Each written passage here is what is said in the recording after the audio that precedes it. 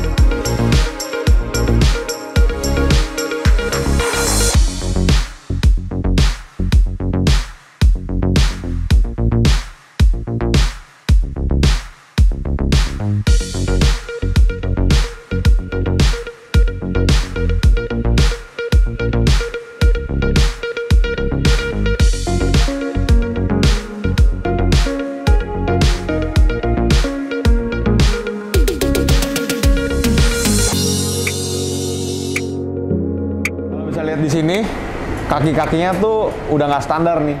Jadi kalau misalnya dilihat shock sama pernya ini udah diganti. Jadi shocknya ini kita pakein Provender monotube yang reservoir. Dia ada tabungnya di sini. Nah, yang ini tuh adjustable. Jadi keras empuknya kita bisa atur. Sama kalau misalnya mau lebih advance, shock ini kita bisa rebuild atau kita setting ulang. Untuk pernya kita pakai Ome yang lift 4 cm. Jadi mobilnya lebih tinggi. Upper armnya diganti juga pakai Total Chaos. Jadi untuk maksimalin si travel shock sama pernya itu lebih maksimal kalau kita di lift kit. Jadi kalau misalnya kita nggak lift kit nggak ganti upper arm, sebenarnya bisa aja. Cuman si travel ban-nya sama settingan spuringannya tuh nggak bakal bisa maksimal kalau seperti kita ganti upper armnya. Masalah rem juga udah beres, sudah diganti pakai yang XS Gold. Kampas remnya pakai yang Street Performance. Kita lanjut ke modifan yang lain lagi. Ini pelek original Toyota ya, jadi jangan salah. Ini modelnya aja kayak pelek kaleng, cuman ini nggak tahu dari mobil apa. Dari mobil apa sih ini? Prado 120. Oh, dari Prado ya? Jadi ini versi Australia Prado yang Prado 120 dipakein ke sini. Jadi bener-bener gayanya tuh bener-bener buat overland deh. Emang siap tempur, mau keluar kota, mau kemana udah siap. Dan ini mobil udah fully modified juga.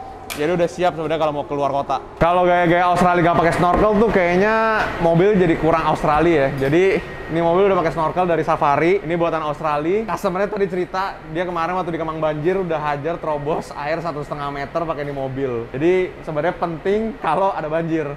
Nah, untuk bulbarnya sendiri dia pakai ARB original Australia. Masalah lampu pakai Light Force. Jadi kalau misalnya kalian tahu di Australia itu merek lampu yang paling terkenal tuh Light Force. Ini karena halogennya dia itu jarak tembaknya 1 kilo. Jadi lampu ini tuh bisa nembak sejauh 1 km. Untuk covernya pun dia sudah bulletproof ya. Jadi itu bahannya polikarbonat. Dia kalau mau dipukul pakai baseball bat, mau ditembak pakai shotgun, itu dia nggak akan pecah. Bisa dicek sendiri di YouTube-nya Light Force kekuatannya dia. Talang airnya nih, ada yang spesial. Ini weather guard dari EGR Australia yang big size. Jadi ini barangnya jarang banget. Kalau customer ini tuh sebenarnya sangat-sangat perfeksionis. Jadi mobil ini bukan mobil yang pertama di kita. Dia juga ada VX80, ada beberapa kali dimodif. Modifannya rapi banget, perfect banget, emang sesuai banget sama yang dia pengen. Oke, gitu aja mengenai Fortuner yang versi Australia ini. Tunggu kita di episode berikutnya. Thank you.